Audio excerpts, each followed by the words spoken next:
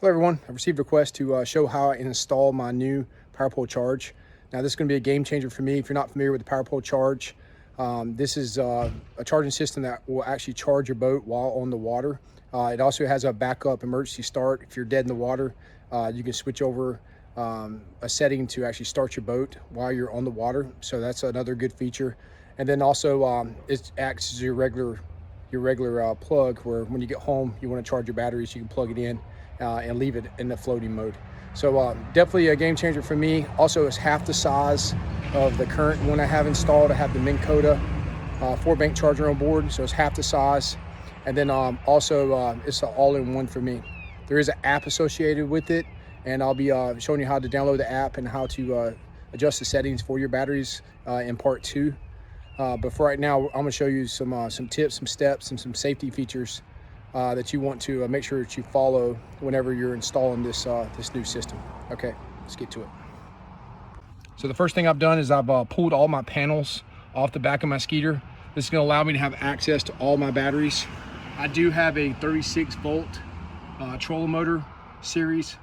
So what I want to do is first I'm going to remove the current. I have the Minnkota 460 PC. That's the current charger I have on board. I'm gonna remove that first, and then I'll get to installing the new system.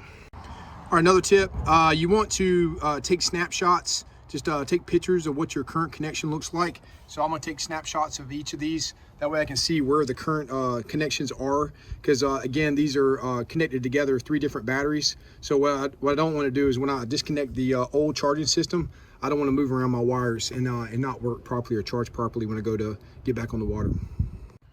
Also, another safety feature is you want to disconnect the negative side of the battery first. So what you'll do is you'll see on the battery, if you're not an electrician or know much about batteries, you'll see it has a negative and a positive. Again, don't trust the colors of the wires going to these. Whoever hooked them up might have used a jumper wire, which is going to be a different color. So again, make sure you pay attention to which one you're disconnecting. Always disconnect the negative first. I'm going to use a socket when I'm disconnecting. So again, I'll just get it on there, and I'm just going to disconnect the negative side first, then the positive.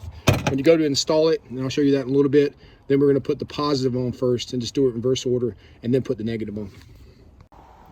All right, once you've disconnected all the positive and negative charging wires that are connected to your current charger, the next step is to remove the old charger. And then what I'm going to do is I'm going to put the new power pole charge right in the same exact spot. It's got to be a dry location. And be somewhere it's not gonna get wet. Also, you don't want it to be over top of your batteries. Your batteries give off chemicals or give off unsafe fumes to the actual charger. So don't put it over top of your charger. So some people mount them to the top of their actual deck. Don't do that. Put it in its own little area if you have room in your boat. And again, if you have any more questions, just hit me up in the message. All right, let me show you all another tip. Okay, so again, this is something I'm just doing. I'm sure there's a better way or a different way, but I forgot the charger disconnected. And then the power cord runs down, and then in the Skeeter, the power cord comes out right on the side of the seat over here. You'll see the charger will come right out here. So what I'm gonna do is I'm gonna take a rope. And I'm gonna tie it to the end of that. And as I pull that through to disconnect it, it's gonna pull this rope through. I'll tie the new charge on it and I'll pull it back through the hole, and that way I don't have to worry about feeding it through my boat. So I hope that helps you. Hope that's a good tip for you.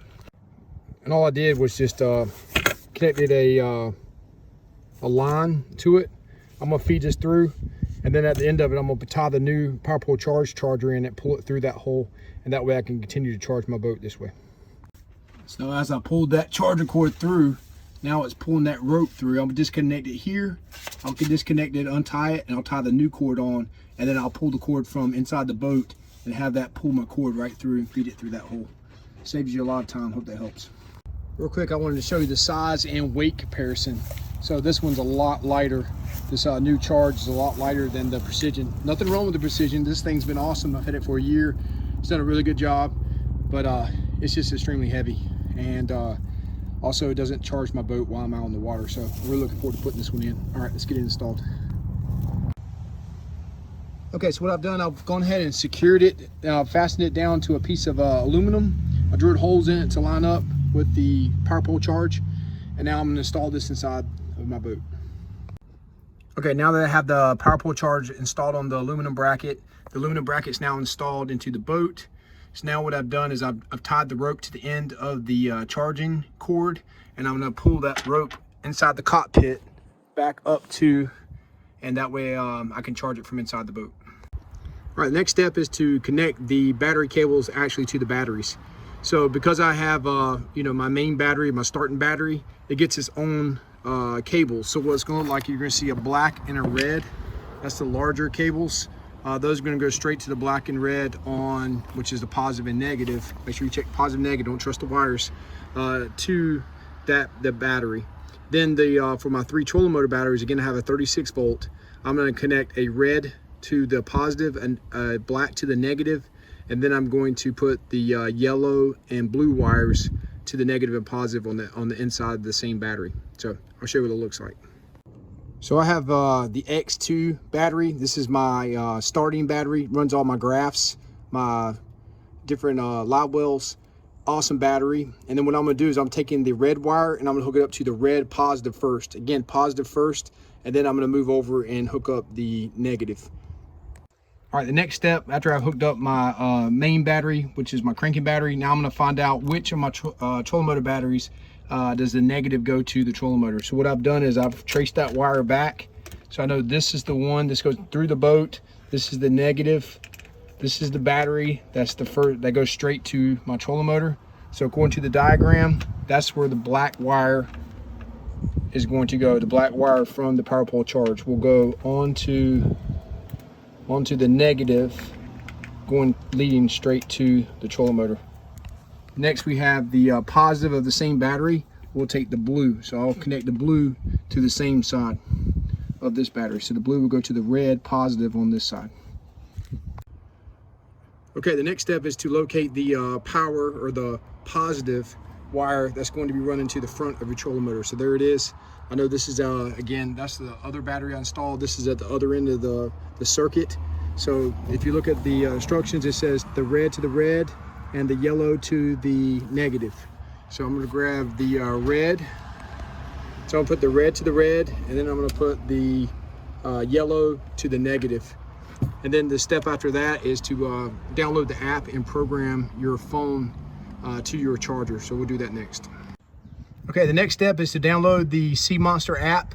Again, depending on what kind of phone you have, you can use the Q codes they have provided for you inside of the pamphlet, or if you look on top of the power pole charge, there's a warning label: do not turn it on or remove that until you have installed the app on your phone. Again, what you're going to do is you're going to change your batteries, get the settings right for the whatever setup you want, and then what kind of batteries you have. Again, I don't have lithium batteries. I have the floating batteries, and I guess my main battery is a AGM. So that my cranking battery. So again, thanks for watching. Hope this helps. Leave comments below. If you have any questions or not sure about anything, my next step right now, I'm gonna go through it. I'm gonna clean up all these wires. I'm gonna get some zip ties, clean those up. Also, I ran into an issue last time I was on the water. I had my fuse to my power pole filled up with water, and rep was there. Awesome technician. By the way, power pole has the best customer service ever. And then at the Toyota series, they have a rep there, and he's amazing. He was really awesome, and changed out one of my circuit boards for my power poles. It wouldn't go down. But he told me I needed to take these clips and I need to mount them either on the side of the boat, or I need to pull them up, zip tie them to the top, and that will eliminate getting water inside of my fuses in there. And if you pop it open, all it is a fuse. That's where your fuse is for your, here, I'll pop it open for you. That's where your fuse is. Usually that's a 30 amp, and that's where you're going to check those if you're having issues with your power poles. Again, leave comments below. If you have any questions, comments, concerns, leave them below. Thanks again for watching, and I'll see you guys on the water.